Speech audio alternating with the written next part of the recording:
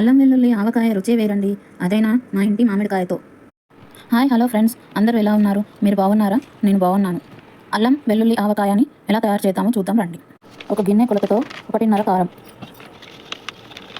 అదే గిన్నెతో 30 వంతు ఉప్పు,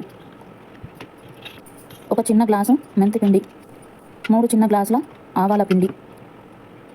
ఈ పొడిలన్నిటిని బాగా కలుపుకున్న తర్వాత అదే గిన్నెతో 1 అల్లం వెల్లుల్లి పేస్ట్, తర్వాత గిన్నెలో నిండా వేడి చేసిన ఆవాలు ఇంగు నూనె తీసుకున్న తర్వాత మొత్తం అంతా కలిసిపోయేంత వరకు బాగా కలుపుకోవాలి.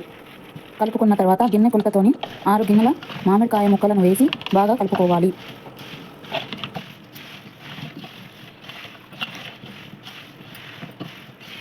ఒక జాడీలోకి వేయాలి.